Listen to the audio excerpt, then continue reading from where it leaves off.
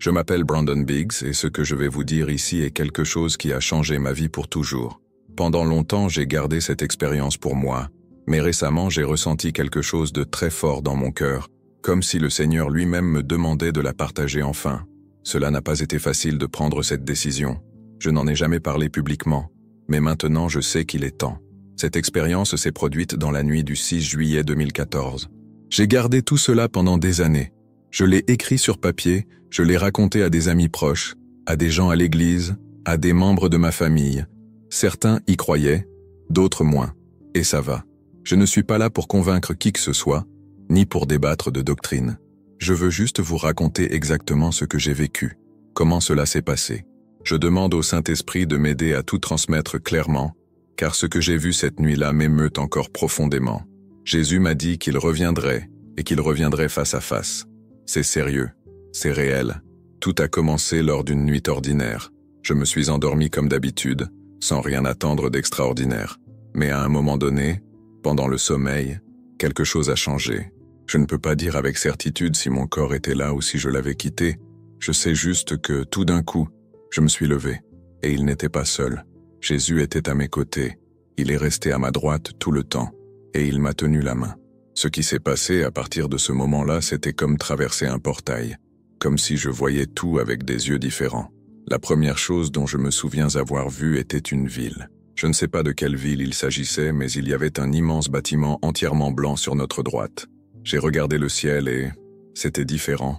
Je ne sais pas comment expliquer. Le ciel était vivant.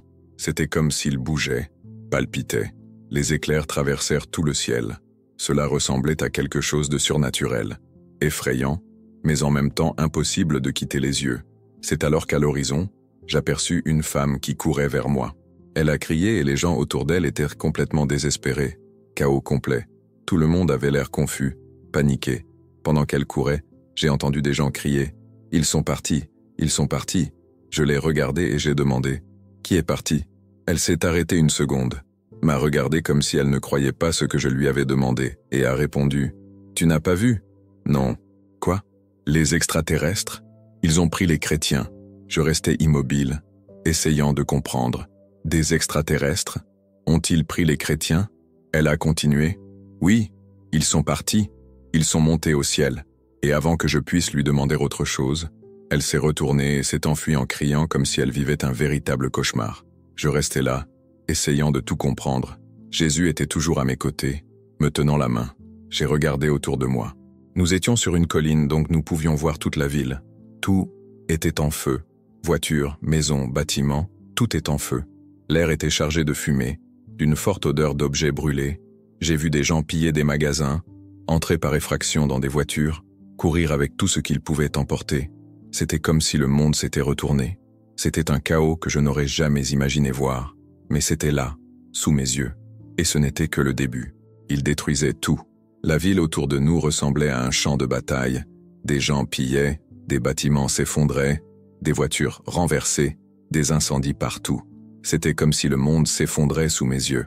Et pendant tout ce temps, Jésus resta silencieux. En fait, aucun de nous n'a dit un mot. Pourtant, c'était comme si nous nous comprenions sans nous parler. Il me tenait fermement la main. Et d'une manière ou d'une autre, je pouvais ressentir ses pensées. Je savais ce qu'il pensait. Et il savait aussi ce qui se passait en moi. Il n'y avait pas besoin de mots. J'ai regardé toute cette destruction et j'ai pensé, le cœur lourd, mon Dieu, qu'arrive-t-il au monde ? C'est à ce moment-là que tout a changé. Sans prévenir, nous avons été transportés. Comme si le temps et l'espace s'étaient simplement repliés. Nous nous tenions toujours la main, et en un clin d'œil, nous nous trouvions déjà dans un autre endroit, un autre scénario, une autre réalité. Cette fois, je savais que nous étions en Europe. Je ne sais pas comment je le savais juste. C'était comme si je voyais tout de loin, comme si je regardais un film, mais avec une clarté si intense qu'il me semblait que j'étais à l'intérieur. J'ai vu un homme à Berlin. Au fond se trouvait une immense salle de réunion, avec une table ronde en bois sombre entourée de chaises. Et en eux, les dirigeants du monde entier. Ils étaient là affligés, cherchant désespérément des réponses, une direction. Tous les regards étaient tournés vers cet homme. Il parlait avec fermeté, avec confiance. Il donnait des ordres, montrait des solutions. Il était charismatique, intelligent et puissant. Il portait un costume gris impeccable et avait une forte présence, impossible à ignorer. Je savais, au fond, qu'il venait du Moyen-Orient.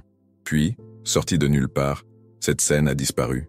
Mais à ce moment précis, le Seigneur m'a parlé. Il m'a montré un passage de l'Écriture. Je ne me souviens pas des versets exacts, mais le message était clair. Tous les royaumes de la terre seraient donnés à cet homme. En seulement 1 heure, tout allait changer. Je ne suis ni théologien ni expert en prophétie. Je suis juste un homme qui aime vraiment Jésus et essaie de le chercher de tout mon cœur. Mais ce que j'ai vu là-bas était réel. L'image suivante qu'on m'a montrée était encore plus percutante. Ce même homme est apparu à la télévision, sur tous les réseaux, CNN, Fox News, tous les réseaux du monde. Tout le monde diffusait la même chose. Il parlait à la planète entière. Il explique, avec un calme inquiétant, ce qui est arrivé aux personnes disparues. Il a dit, c'était des rebelles. Ils ont été pris en guise de punition. Il a parlé des chrétiens. On y disait qu'il était désormais le nouveau leader du monde. En regardant cela, j'ai réalisé qu'il prenait lentement le contrôle. Et le monde l'a accepté. Les gens semblaient croire tout ce qu'il disait. C'est à ce moment-là qu'une profonde vérité m'a frappé. Quelque chose que j'ai ressenti au plus profond de mon être. Chaque jour, nous nous réveillons avec une paix si présente que nous ne nous en apercevons même pas. Nous nous endormons avec cette paix, nous nous réveillons avec elle. Même la personne la plus perdue de ce monde ressent, d'une manière ou d'une autre, cette paix silencieuse. Mais quand l'enlèvement aura lieu, quand les enfants de Dieu seront enlevés, cette paix disparaîtra. Un vide indescriptible envahira la terre, une absence totale de joie, de consolation, d'espoir. J'ai ressenti cette absence. Et c'était le pire sentiment que j'ai jamais ressenti de ma vie. J'ai toujours pensé que le Saint-Esprit partirait avec l'Église, puisqu'il vit en chaque chrétien. Mais pour être honnête, je ne sais pas comment dire cela bibliquement. Ce que je sais avec certitude, c'est que, quand ce moment viendra, il n'y aura plus d'intercession, il n'y aura plus de paix, il n'y aura plus d'espoir. Le monde va plonger dans un chaos absolu. Tandis que cet homme parlait à la télévision, une chose m'est apparue clairement, il portait une fausse paix.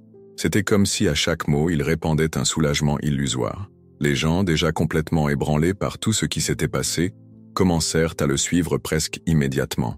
Ils étaient vulnérables, désespérés, et quand quelqu'un apparaît pour offrir du réconfort, même si c'est faux, ils courent vers lui, et c'est exactement ce qui s'est passé. Il en est venu à être considéré comme la réponse au chaos, mais ce qu'il a proposé n'était pas une vraie paix, c'était une sale paix. Je sais que cela peut paraître étrange de l'appeler ainsi, mais c'est ce que j'ai ressenti. C'était quelque chose de sombre, déguisé en soulagement. Un réconfort qui, derrière le sourire, cachait quelque chose de terrible. Je me souviens clairement du moment où il est réapparu à la télévision. Cette fois, il expliqua avec fermeté ce qui, selon lui, était arrivé aux chrétiens. C'était un mensonge froid, mais il le dit avec une telle conviction qu'il semblait vrai. Les gens croyaient. C'est presque comme s'ils voulaient y croire. Peu de temps après, j'ai vu une scène choquante. Dans des endroits comme l'Iran, l'Irak et certaines régions du Pakistan, les gens faisaient la fête dans les rues. Ils criaient de joie. « Le Mahdi est arrivé! Le Mahdi est arrivé !» À l'époque, je n'avais aucune idée de ce que cela signifiait. Ce n'est que plus tard que j'ai compris un peu mieux. J'ai fait des recherches et découvert que le Mahdi est une figure attendue par beaucoup comme un grand leader spirituel et politique. Mais j'avoue qu'à ce jour, je ne sais pas exactement de quoi je peux ou ne peux pas parler sur des plateformes comme YouTube. C'est pourquoi je préfère ne pas entrer dans autant de détails ici. Mais le fait est que cet homme, originaire du Moyen-Orient, musulman, était reconnu par beaucoup comme le Mahdi. Il s'est identifié comme tel. Et cela n'a fait qu'inciter encore plus de gens à se soumettre à son autorité. Puis vint un ordre étrange. Il est apparu à la télévision exigeant que chacun apporte sa Bible dans les stades, les palais de justice, les commissariats de police et autres lieux publics. Il disait que si quelqu'un trouvait une Bible chez lui ou ailleurs, il était obligé de la remettre. Et les gens ont obéi, sans hésiter, sans aucun doute. J'ai vu de mes propres yeux ces énormes piles de Bibles se former. Il y en avait tellement qu'ils occupèrent des étagères entières, à perte de vue, des millions d'entre eux. Ce qui me mettait encore plus mal à l'aise, c'est que chaque personne qui remettait une Bible devait laisser son nom et ses coordonnées. Tout a été enregistré, et il a dit que quiconque voudrait consulter la Bible plus tard le pourrait. Mais c'était un piège. Quand quelqu'un allait regarder une Bible, il était en fait marqué « Observer »,« Regarder ». C'était comme s'ils avaient créé une fausse bibliothèque, mais en réalité c'était un système de contrôle absolu. Des mois plus tard, j'ai vu une scène encore plus choquante. Un terrain de football entièrement recouvert de Bibles, des piles immenses, atteignant 3 ou 4 étages. C'était surréaliste. Et puis, sur son ordre, tout a été brûlé. Les flammes ont commencé à engloutir les Écritures, comme si elles voulaient effacer de la terre tout souvenir de Dieu. Un épais nuage de fumée s'élevait dans le ciel, sombre et lourd, alors que le feu consumait chaque page. Après cela, j'ai vu les drapeaux des pays changer, chaque tribunal, chaque bâtiment officiel. Les lieux qui portaient autrefois des symboles nationaux étaient désormais tous recouverts de son nouveau drapeau. C'était un drapeau noir, avec des rayures vertes et blanches. Au centre, d'énormes épées dorées de type sabre, croisées de manière imposante. Chaque couleur semblait représenter un groupe spécifique, peut-être des groupes extrémistes ou des organisations qui s'y ralliaient. Mais honnêtement, je ne connais pas tous les noms. Et pour être honnête, je ne sais même pas si je peux en parler ouvertement ici. Ce que je sais, c'est que ce n'était pas seulement un nouveau régime, c'était une domination totale, un contrôle qui ne s'arrêtait pas au physique. Il voulait contrôler la foi, l'esprit, les pensées. Les groupes qui ont aidé cet homme à prendre le contrôle du monde ont été, en quelque sorte, récompensés. Ils l'ont soutenu dès le début, ont contribué à étendre son influence, et pour cela ils ont été reconnus, reconnaissant de s'être mis au service de ce qu'il défendait. C'est ainsi que son domaine s'agrandit, se renforce, et s'étend sur toute la terre. Après cela, j'ai été emmené dans un autre endroit. J'ai continué avec Jésus à mes côtés, et ce que j'ai vu m'a profondément marqué. C'était une nouvelle scène. Chaque vendredi, partout dans le monde, les gens étaient obligés de lui rendre un culte. Ce n'était pas facultatif. C'était un ordre mondial, un nouveau système de culte, rigidement imposé. Tout le monde devait porter des vêtements blancs. Les femmes portèrent des robes longues et se couvrirent la tête de foulards blancs. Les hommes portèrent des robes blanches et portaient quelque chose qui ressemblait à des turbans. Tout le monde, sans exception, était vêtu de blanc. C'était une étrange uniformité, presque comme s'ils voulaient effacer l'individualité des gens. Ils s'alignaient en rangées parfaitement organisées, côte à côte, comme s'il s'agissait de pièces sur le même plateau. Et tout le monde devait s'agenouiller devant lui pour l'adorer. J'ai vu ces scènes se produire partout, sur les places, dans les centres-villes, dans les tribunaux. Et le plus choquant, ce sont ces écrans géants installés sur les côtés des bâtiments, de véritables murs numériques. Chaque vendredi, ce chiffre y figurait. Peu importe que vous soyez en Amérique, en Europe ou dans n'importe quel coin de la planète, tout le monde devait s'arrêter, s'agenouiller et l'adorer. En regardant tout cela, j'ai remarqué quelque chose d'étrange. Certaines des villes et des lieux où cela s'est produit me semblaient familiers. J'ai regardé des vidéos sur Internet, de simples vidéos de touristes se promenant, et j'ai reconnu des endroits précis, dont certains dans ma propre ville. J'ai aussi vu des endroits à Rome. Cela m'a donné la chair de poule. C'était comme si le monde entier se préparait déjà à ce type de culte. Mais ensuite, l'orientation a changé. Je ne le regardais plus, mais les chrétiens restaient. Cette partie était difficile.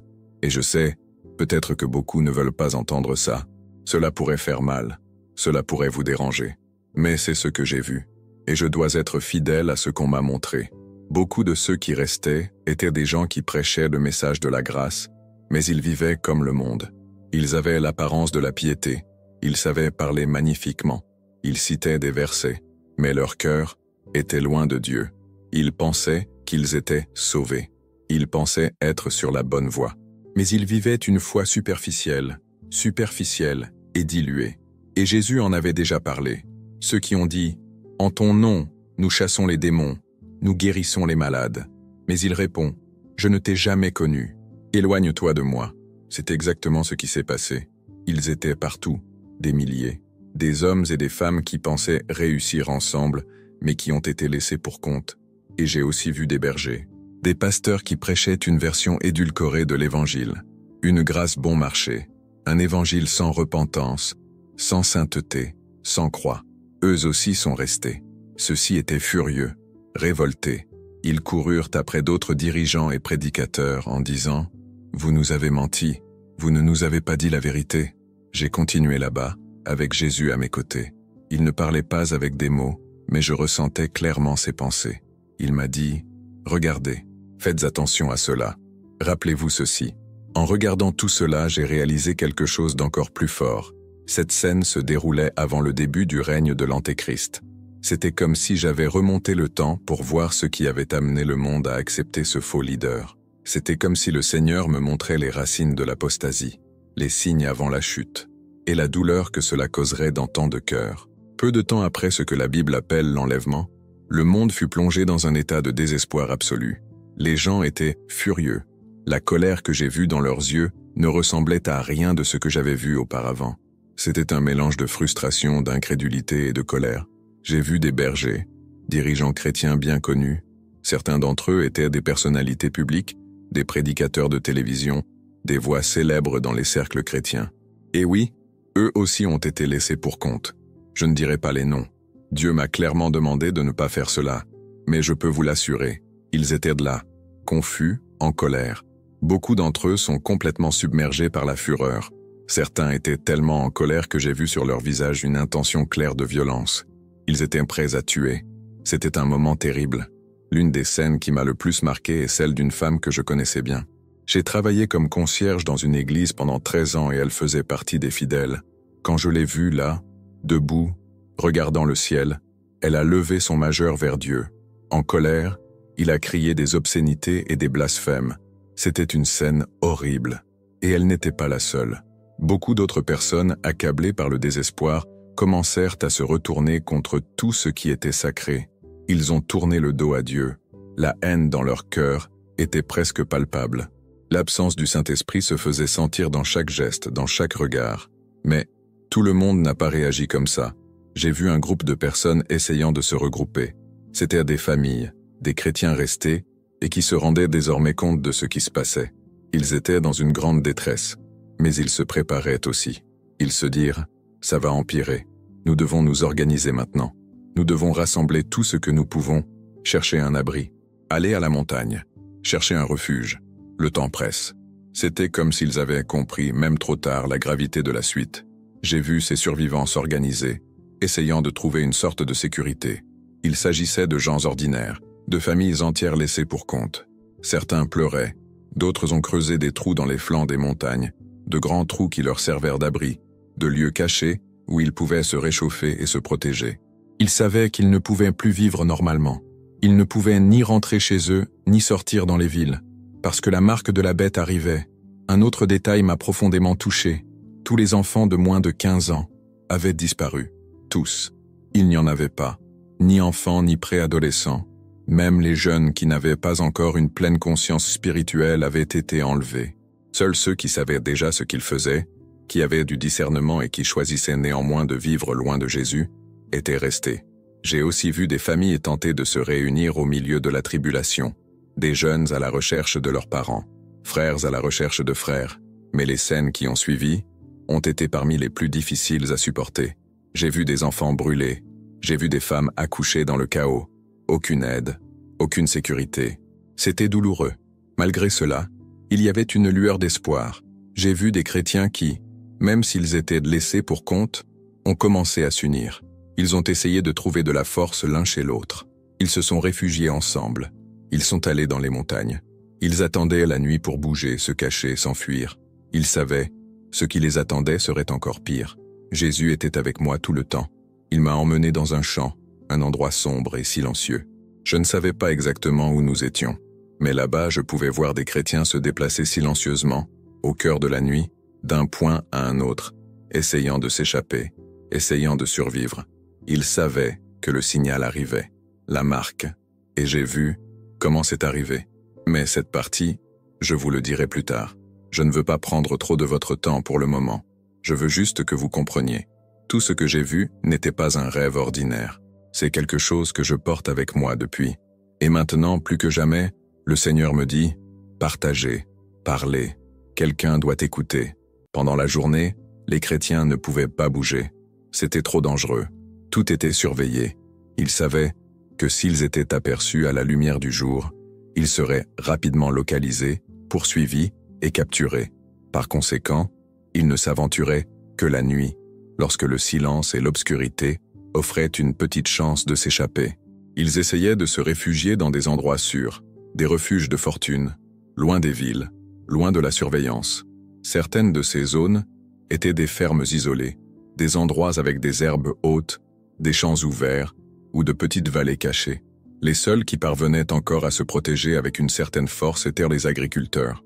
Beaucoup avaient encore des armes. Je n'ai pas vu beaucoup de chrétiens armés, peut-être parce qu'ils fuyaient précipitamment, peut-être parce qu'ils n'étaient pas préparés. Mais les agriculteurs l'ont fait, et je me souviens clairement d'une scène. Un groupe de chrétiens tentait de traverser le champ d'un agriculteur aux petites heures du matin. Tout était silencieux jusqu'à ce que les chiens se mettent à aboyer, sentant leur présence. L'homme a allumé les lumières du porche, effrayé, et a saisi son arme. C'était un calibre 22, je le savais. Il a tiré en l'air puis a appelé les autorités en leur disant que des gens se déplaçaient en la nuit. Il ne savait pas que c'étaient des chrétiens qui tentaient de s'échapper. Mais je savais, et c'est alors que la course-poursuite commença. Peu de temps après, des hommes sont arrivés dans des camions Hummer noirs, des véhicules blindés, des vitres complètement sombres, des lumières bleues à l'intérieur qui ressemblaient à des infrarouges. Je n'ai jamais rien vu de pareil. C'était comme si ces véhicules étaient spécialement conçus pour le suivi et la capture. Les chrétiens ont essayé d'agir rapidement. Ils ont commencé à pousser du ciment et des blocs de bois pour tenter de bloquer la route. Tout ce qui pourrait retarder les camions. Ils voulaient juste gagner du temps, quelques secondes de plus pour s'échapper. Ils coururent aussi vite qu'ils purent, désespérés. Mais les hommes sont sortis des véhicules avec une précision militaire. Ils portaient des masques tactiques noirs avec cagoule. Ils étaient tous vêtus de vêtements sombres, de gilets et d'armes que je n'avais jamais vues auparavant. Ce n'étaient pas des armes normales. Ce qu'ils portaient ressemblait à une sorte de pistolet qui tirait, non pas des balles, mais de l'énergie, quelque chose de magnétique, comme s'il s'agissait d'une onde électrique. Il n'y avait pas de fil, comme avec les pistolets paralysants ordinaires. Lorsqu'ils visaient et tiraient, une impulsion retentit qui renversa instantanément la personne. Cela ne ressemblait à rien de ce que je connaissais. Les gens ne sont pas morts à cause du tir, mais ils sont tombés au sol, assommés, comme s'ils s'étaient évanouis. Certains essayèrent de se relever au bout de quelques secondes, mais il était trop tard. Ils étaient encerclés, capturés. Ces hommes ont alors lancé un ultimatum. J'ai vu une femme avec 2 jeunes enfants, un garçon et une fille. Ils devaient avoir environ 4 ou 5 ans, et ils étaient là, ensemble, en train de trembler. Les soldats s'approchèrent et dirent froidement « Mutilons-les d'abord. Si vous reniez Jésus, vos enfants seront épargnés. Si vous ne niez pas, nous vous tuerons ici et maintenant. » La menace était claire, cruelle. Le père, le courage dans les yeux, répondit aussitôt « Nous n'accepterons pas la marque. Si nous devons mourir, nous mourrons. Mais nous ne renions pas Jésus. » La mère, sous le choc, désespérée, se mit à crier « Non, s'il vous plaît, vous ne pouvez pas faire de mal à mes enfants. » L'un des hommes tenait une autre arme. C'était comme une faux, ou une grande épée lourde et tranchante. Il avait déjà positionné le garçon, le cou de l'enfant exposé. Il était prêt à frapper. Il n'y avait aucune pitié, aucun signe de compassion. L'ambiance était pesante, sombre. Je savais que ce moment était réel. Rien n'y était symbolique. Rien n'était juste un avertissement. C'était la réalité d'un monde où la présence de Dieu avait disparu et où le mal régnait sans limite. C'est ainsi que les choses se sont passées. Le père cria encore une fois, la voix pleine de désespoir. « N'acceptez pas la marque ?» Mais avant que je puisse dire autre chose, il a été réduit au silence. En même temps, j'ai tout vu. Sa tête a été arrachée et roulée jusqu'à s'arrêter juste à mes pieds. L'odeur était horrible. Une odeur de mort, de sang chaud et de pourriture. C'était insupportable. Jésus était avec moi, tout le temps. Mais il n'a rien dit. Il m'a juste regardé, fermement, et m'a dit « Regardez ». Et j'ai regardé. La femme, complètement sous le choc, tomba à genoux. Elle tenait fermement ses enfants et pleurait sans arrêt. Paniqué, il a crié « Je l'accepte. J'accepte la puce. Ne faites pas de mal à mes enfants. » Et puis il s'est passé quelque chose qui semblait impossible. Dès qu'elle a reçu la puce, les enfants, qui criaient, désespérés, ont arrêté de pleurer, d'une heure à l'autre. Le désespoir disparut de leur visage. La femme a également arrêté de pleurer. Les larmes ont séché comme si elles n'avaient jamais existé. C'était comme si quelqu'un avait effacé ses émotions. Les yeux ont perdu leur éclat. Ils étaient vides, froids. Ils ont juste raccroché. C'était comme si la puce avait envoyé une sorte de signal directement au cerveau. Immédiatement, tout le monde est devenu calme, comme si de rien n'était. Comme si la mort de son père, si dévastatrice quelques secondes auparavant, n'avait plus d'importance. Ils se sont transformés en zombies, devant moi. Et cela ne s'est pas arrêté là. J'ai vu un homme au sommet d'un pont. Il avait également déjà accepté la puce. Il l'avait en main, prêt à jouer. Le désespoir était visible. Mais soudain, il s'arrêta. Il resta immobile quelques secondes, comme s'il écoutait quelque chose. Puis, sorti de nulle part, il s'est calmé.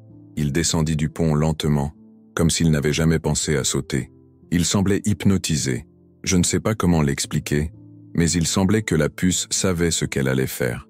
Comme s'il avait détecté le niveau de désespoir et envoyé une sorte d'impulsion, peut-être une hormone ou un produit chimique. Quoi qu'il en soit, cela a fonctionné. Il a juste abandonné. Après cela, j'ai marché dans une rue et j'ai vu des gens tondre l'herbe. Mais il y avait là quelque chose de très étrange. Ils étaient physiquement là, mais c'était comme s'ils n'étaient pas là. Je les ai dépassés et personne ne m'a vu. Il a appelé, crié, rien.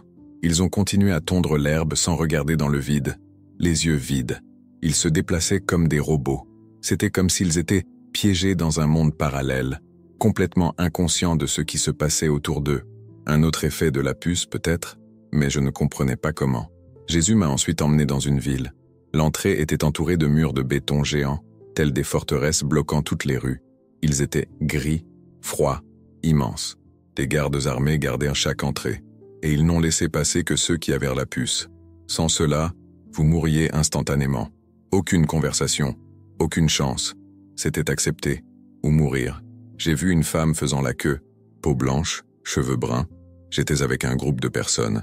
Certains avaient l'air normaux, mais d'autres avaient d'horribles blessures à la tête et aux mains. Elles ressemblaient à des brûlures profondes, comme si le corps rejetait la puce. Les blessures ressemblaient à des ulcères ouverts. C'était effrayant. Et pourtant, même avec la douleur, même avec le sang, les gens l'ont accepté. C'était le monde maintenant, un monde contrôlé, froid, et je ne pouvais que regarder, essayant de comprendre où tout cela allait se terminer. La femme essayait de cacher les blessures avec du maquillage, essayant de dissimuler ce qui ne pouvait pas être caché. Elle était désespérée, car elle savait que si elle ne parvenait pas à franchir la barrière, elle ne pourrait pas survivre. Les gens autour avaient faim et étaient prêts à tout pour obtenir des ressources. Lorsqu'elle est arrivée à la porte de la ville et a essayé de vérifier, ils ont immédiatement réalisé ce qu'elle faisait. Essayer de cacher les blessures, essayer de tromper. C'est à ce moment-là que les choses prirent une tournure inattendue. Même si nous savions qu'elle essayait de tromper, personne ne semblait plus capable d'arrêter ce qui se passait. Les gens étaient tellement désespérés que tout leur était acceptable. Je ne suis pas sûr, mais je pense qu'elle était chrétienne. Jésus n'a jamais vraiment parlé de qui elle était, mais au moment où ils ont réalisé ce qu'elle avait fait, il n'y avait plus de temps pour se repentir. Sans aucune hésitation, ils ont pris une grande faux et l'ont brutalement frappée à la tête. Sa tête roula vers le sol et autour d'elle, les gens qui faisaient la queue ne faisaient rien. Ils n'ont pas réagi. Ils semblaient apathiques, comme s'ils étaient vides à l'intérieur. C'était comme si toutes leurs émotions avaient été effacées, comme s'ils étaient devenus des machines programmées, incapables de se soucier de la mort d'un autre être humain. Ce que j'ai vu m'a laissé sans voix.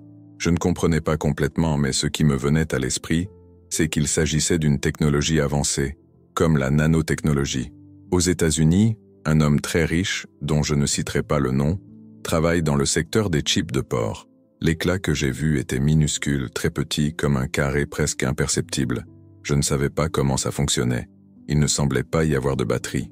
Peut-être qu'il était alimenté par le corps, mais cela me paraissait peu probable. Les armes que portaient les gens ne tiraient pas de balles, mais émettaient plutôt des vagues d'énergie. Les gens tombaient instantanément, comme si l'énergie émise était une force magnétique capable de les renverser. Cela ressemblait à de la science-fiction, mais c'était la réalité. Je voyais tout ça. Dans une autre scène, j'ai revu les chrétiens. Je ne sais pas si je suis confus ou si j'oublie des parties de l'histoire, mais je vais vous dire ce dont je me souviens. Ils creusaient des tranchées dans les montagnes. L'hiver devenait de plus en plus intense à mesure qu'ils se rapprochèrent du nord. Le froid était insupportable. Je ne sais pas exactement ce qui a causé ces catastrophes naturelles, mais ce que je sais, c'est que les hivers étaient si rigoureux que les gens mouraient rapidement de faim et de froid. C'était une situation désespérée. Soudain, j'ai levé les yeux vers le ciel. J'ai commencé à entendre un son lointain et j'ai vu quelque chose d'effrayant. Des milliers de drones. Je n'exagère pas. Il y en avait des milliers. Ils volaient en formation parfaite, comme s'ils étaient synchronisés. Ils survolaient à l'horizon, scrutant tout et tout le monde en dessous. La puce présente dans les personnes, que ce soit dans la main ou sur le front, a été signalée au drone, confirmant qu'elle l'avait. Ces drones étaient partout, dans les forêts, dans les océans, dans toutes les régions. Vous pouviez entendre leur bourdonnement au loin, et vous saviez qu'il n'y avait pas d'échappatoire. Ils pouvaient détecter la chaleur corporelle, les mouvements. Il n'y avait aucun moyen de leur cacher. La seule façon pour les chrétiens de se protéger était de creuser des trous sur les flancs des collines. Ils s'y sont cachés, espérant que les drones ne les trouveraient pas. Mais le sentiment d'être observés à chaque instant, les drones recherchaient constamment tout type de signal, comme de la fumée ou des coups de feu. Les chrétiens qui essayaient de survivre dans les montagnes ne pouvaient pas tirer avec des armes, même pas pour chasser un lapin ou un cerf, car n'importe quel bruit pouvait attirer l'attention des drones. Ils pouvaient entendre le moindre bruit. Dès qu'ils ont détecté quelque chose, les drones se sont immédiatement dirigés vers cet endroit pour enquêter.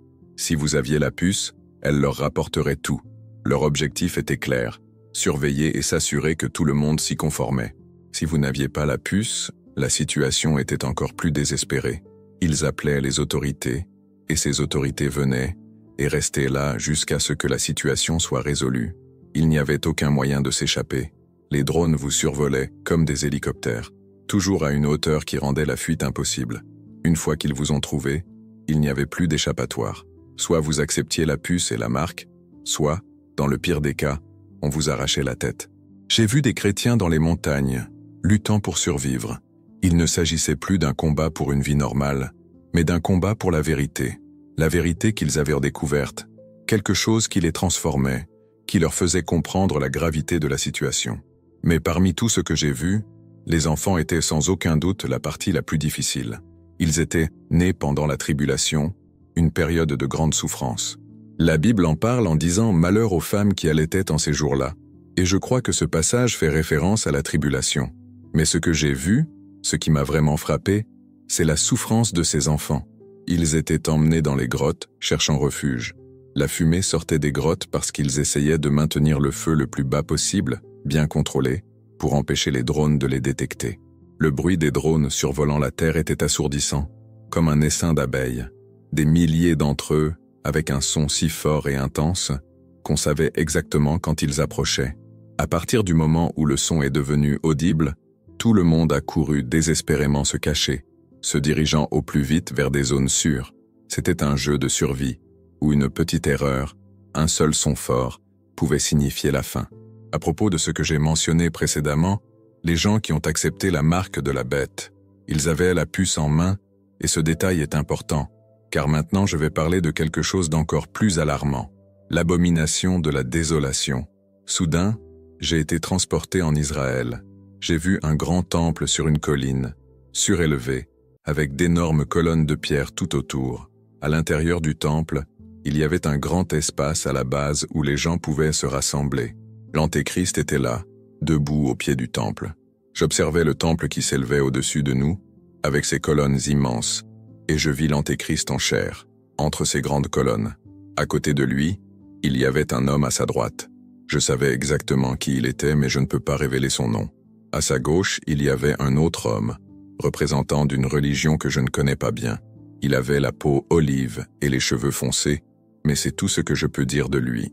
Pendant que je regardais, le ciel a commencé à se remplir d'éclairs. La foudre est tombée du ciel, mais d'une manière étrange. Rien n'a touché le sol. Elle s'est simplement propagée dans le ciel, créant un chaos incompréhensible. Le Seigneur ne m'a pas permis de voir les yeux de l'Antéchrist, mais malgré cela, je pouvais le voir clairement proclamer qu'il était Dieu, là, sur le mont du Temple. Il se tenait devant tout le monde, comme pour déclarer son pouvoir, sa suprématie, dans un moment qui semblait transcender tout sens de la réalité. La première fois que j'ai vu l'Antéchrist, c'était à Berlin. À cette époque, il était propre, imberbe, et je ne pouvais pas voir ses yeux, mais je savais que sa peau était claire. Maintenant, il était différent. Il avait une barbe grise du type poivre et sel, et ses cheveux étaient comme ça aussi, avec des parties noires et blanches, un mélange de noir et de gris. Il n'était plus chauve comme la dernière fois, mais il avait des cheveux. Il portait un turban blanc, quelque chose de simple comme un tissu sur la tête. Je pouvais dire qu'il portait des lunettes, mais je ne pouvais toujours pas voir ses yeux. Il devait mesurer entre 5,10 et 6,1 et peser entre 200 et 220 livres, d'après ce que je pouvais voir d'où je me tenais. Il levait les yeux, comme s'il se tenait devant moi. Il bougeait avec une posture extrêmement confiante, presque comme celle de James Bond. Ce qui peut paraître étrange, mais c'est ainsi que je l'ai perçu. Il portait en lui une aura de confiance et d'élégance. La manière dont il s'exprimait n'est pas sans rappeler le style de Barack Obama lors de ses discours, par exemple lorsqu'il parlait de l'état de l'Union. Son discours était toujours articulé, précis, et démontrait une intelligence impressionnante. Ce n'était pas une chose fortuite. Il était contrôlé, éloquent. Il avait une capacité unique à attirer l'attention des gens. Il était impossible de ne pas l'aimer, de ne pas se sentir captivé. Il transmettait un sentiment de paix lorsqu'il parlait, mais une paix étrange, réconfortante mais en même temps fausse. C'était un sentiment de tranquillité que tout le monde souhaitait, mais qui était en fait faux. Quelque chose qui semblait combler un vide intérieur mais qui, au fond, était corrompu. Il a apporté la paix que les gens ressentaient autrefois, cette paix qui n'existait plus, cette sensation que l'on ressent au réveil après un bon sommeil, mais qui est rarement remarquée consciemment. C'était comme un voile de prière, une protection invisible que le corps du Christ apporte au monde, sans même que l'on se rende compte de la puissance de cette présence. Quand l'Église n'est plus présente, quand ses prières ne soutiennent plus l'environnement, c'est comme si la terre se transformait en enfer et que la paix disparaissait.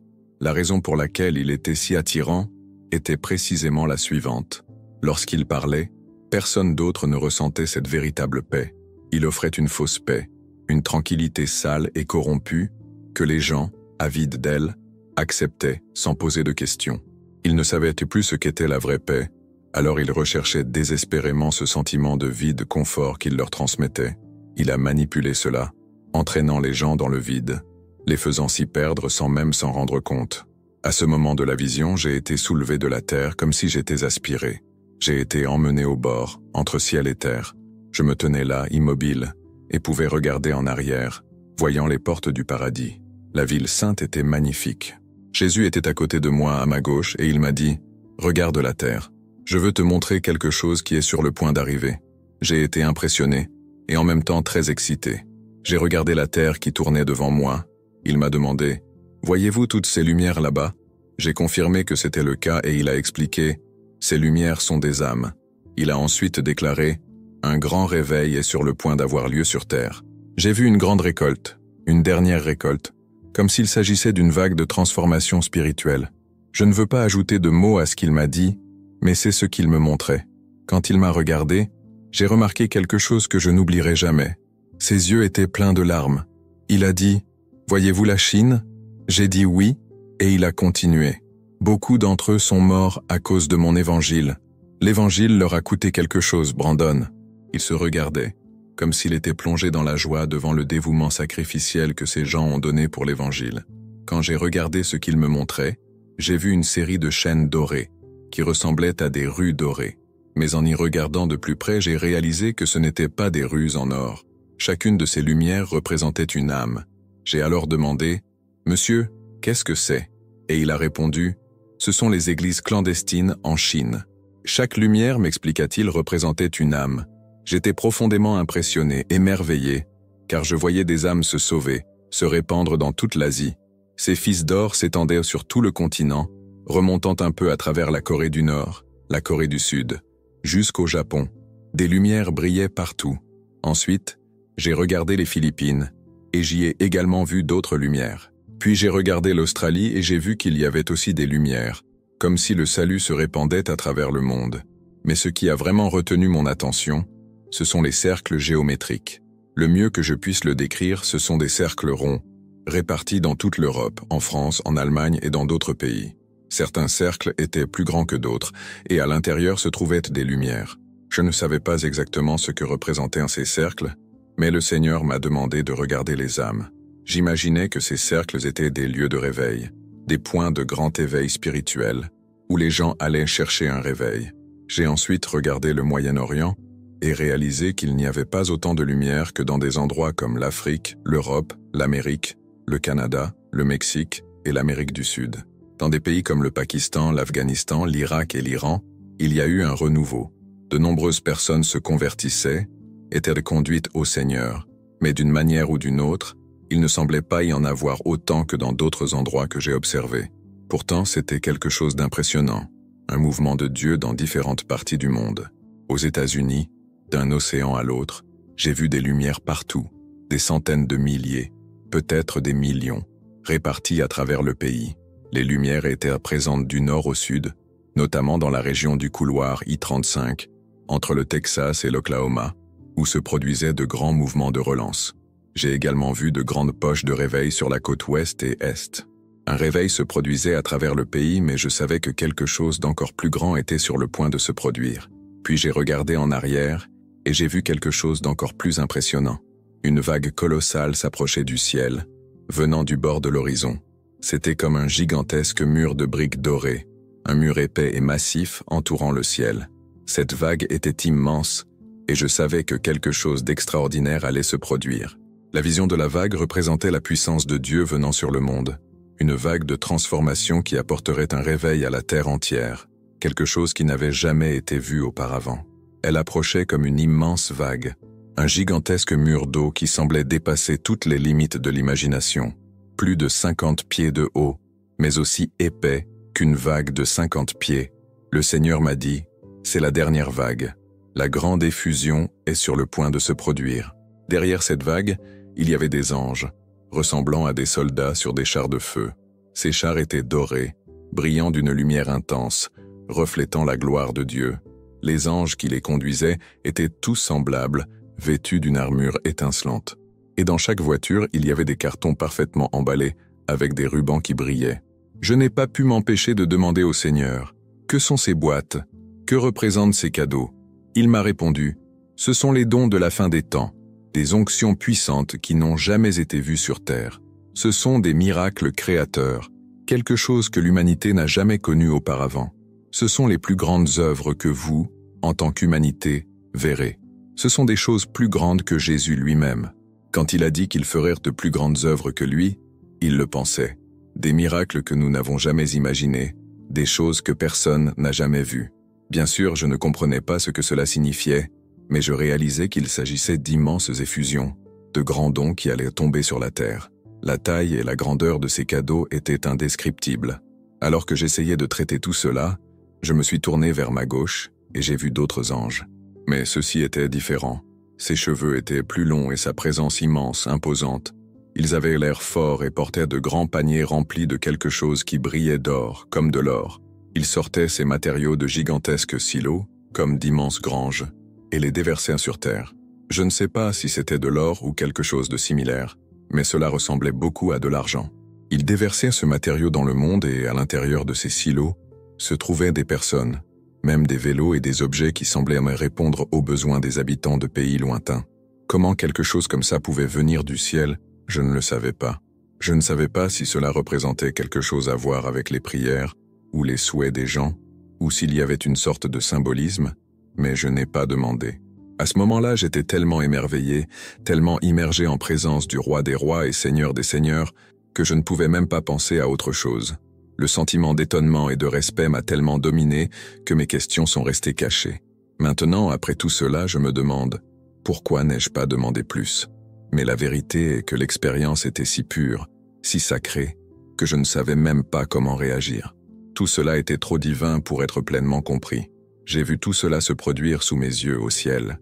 Puis Jésus m'a regardé droit dans les yeux et m'a dit avec urgence, « Vous devez dire à mon peuple que je reviens.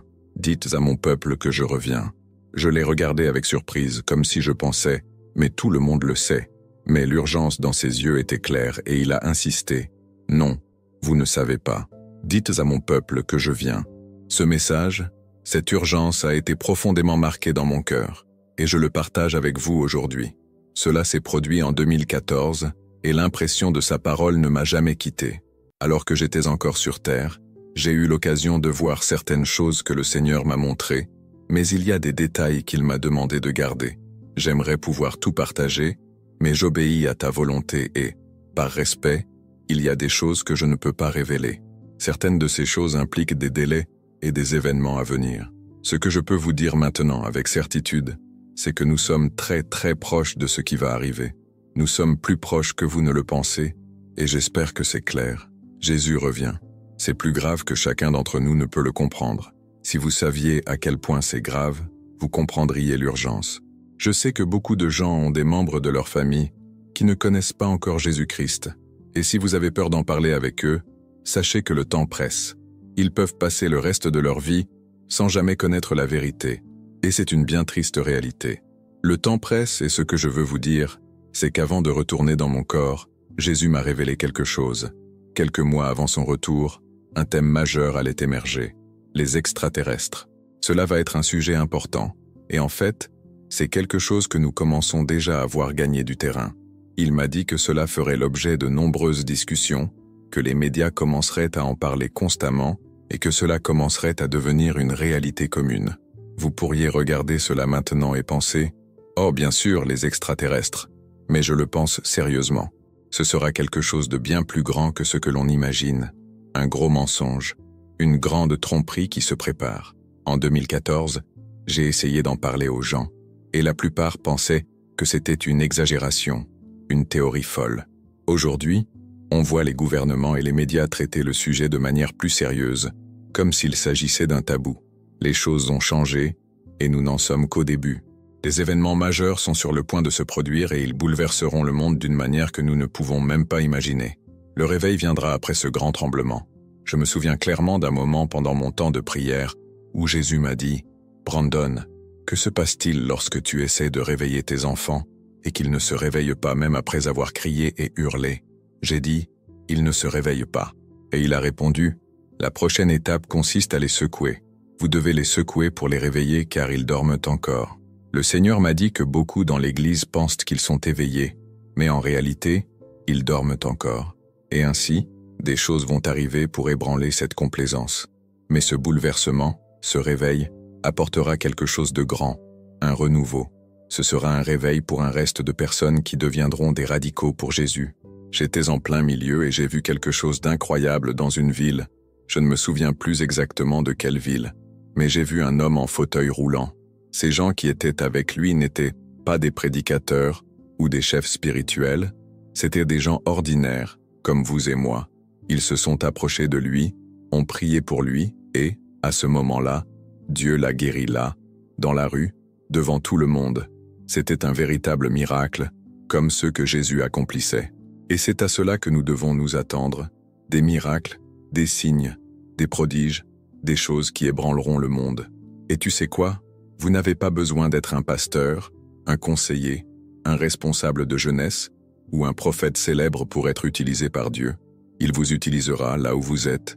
Jésus va faire quelque chose de grand dans votre vie, quelque chose de puissant, et vous serez un canal de sa gloire. Le moment arrive, et vous avez un rôle fondamental dans cet éveil.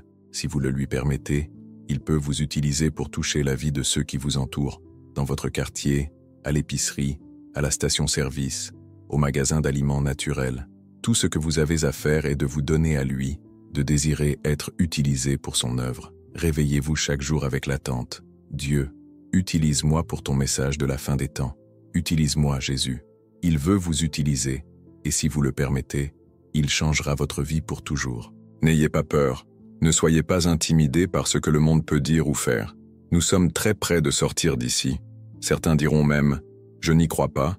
Je pense que vous traverserez la tribulation, et ce n'est pas grave si c'est ce que vous croyez. Si vous vous sentez à l'aise avec cette vue, vous pouvez rester. Mais je crois que je vais dans la première vague, avec Jésus, dans l'enlèvement. Je crois cela de tout mon cœur. Si par hasard nous nous trompons et qu'il se produit quelque chose qui nous oblige à rester ici, venez me voir. Je vais vous aider à comprendre quoi faire ensuite, car je vous préviens de ce qui s'en vient. Ceux qui resteront connaîtront des moments terribles. J'ai vu ça, et vous pourriez penser que j'exagère ou même que je suis fou. C'est bon, je continue de prier pour toi. Mais la vérité est que Jésus vous aime, qu'il se soucie de vous et qu'il a un plan pour votre vie. Ce n'est pas un mauvais plan. Il veut faire du bien pour vous et votre famille. Il veut que personne ne manque l'occasion de l'enlèvement et que chacun ait la vie éternelle. Rappelez-vous ce qu'il est dit dans Jean 3,16. « Car Dieu a tant aimé le monde qu'il a donné son Fils unique. » C'est la vérité. Et c'est ce dont je suis ici pour vous parler. Je prie pour vous, et c'est ce que le Seigneur m'a demandé de partager. Il m'a dit à plusieurs reprises de parler de son retour, et au début, j'ai hésité à cause des persécutions que cela pouvait engendrer. Mais maintenant, j'en ai fini avec ça. Je sais que le moment est venu. Quand ils ont commencé à parler des extraterrestres, c'est exactement ce qu'il m'a révélé lorsque j'étais aux portes du ciel avec lui. Il y a quelque chose de très intéressant qui s'est produit récemment, et je veux le partager avec vous.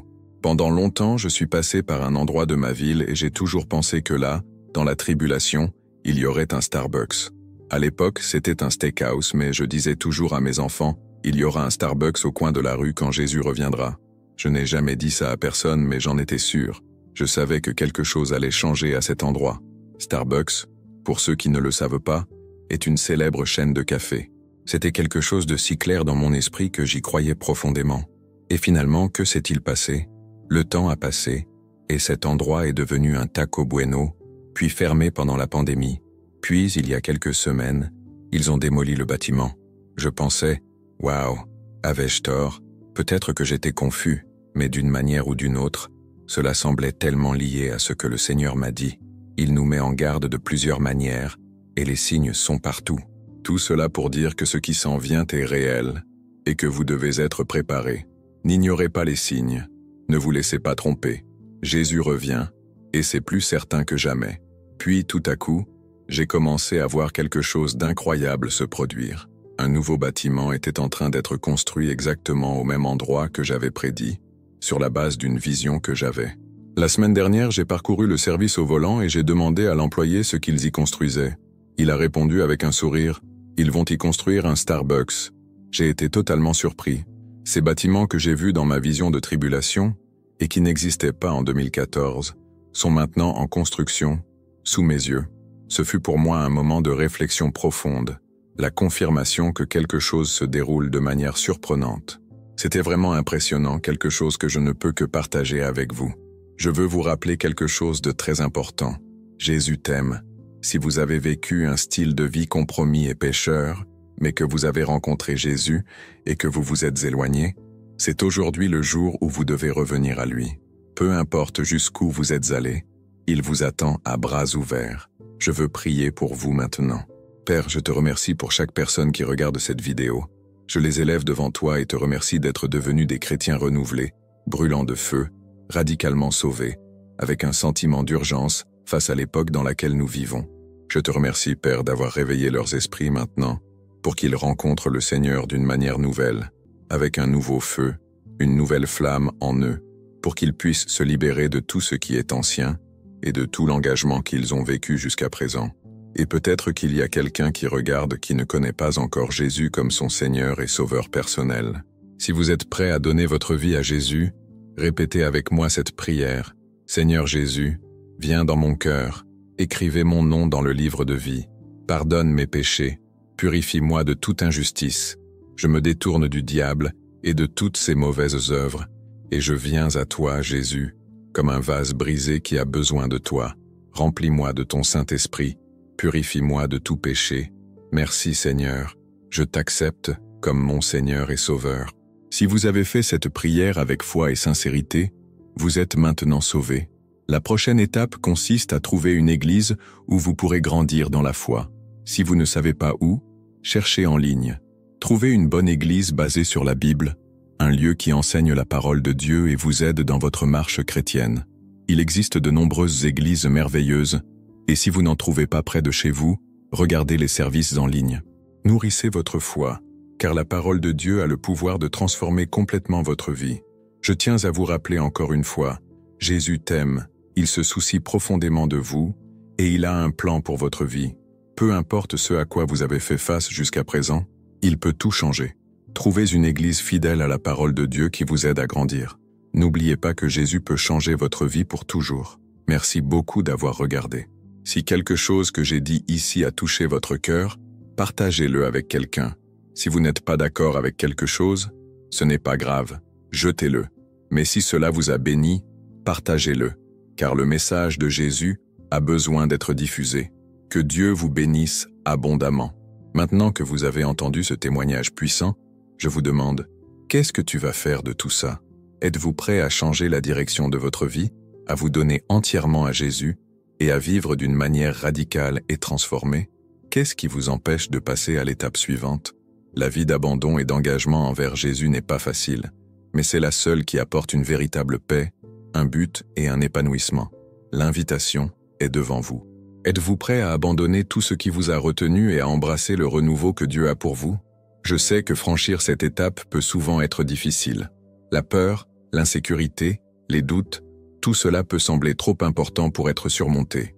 Mais arrêtez-vous un instant et réfléchissez. Où veux-tu être dans 1, 2, 5 ans? Quel sera l'héritage que vous laisserez? Quel impact souhaitez-vous avoir sur le monde? La décision de suivre Jésus et de s'impliquer profondément avec lui est un choix personnel. Mais en même temps, cela n'affecte pas seulement votre vie. Cela a un impact sur tout le monde autour de vous. Donc la question est, voulez-vous être un agent de changement dans ce monde ou resterez-vous dans la zone de confort en regardant simplement les choses se produire? Je vous mets au défi d'appliquer tout ce que vous avez appris. Ne laissez pas ces connaissances se perdre. Vous avez un objectif plus grand, une mission divine et je n'ai pas de temps à perdre. Commencez maintenant. Retournez au Seigneur, vivez avec un feu renouvelé et laissez-le vous utiliser de manière puissante. Le réveil commence avec vous. Si vous ressentez le besoin de changer, si vous êtes prête à franchir ce pas, n'attends plus.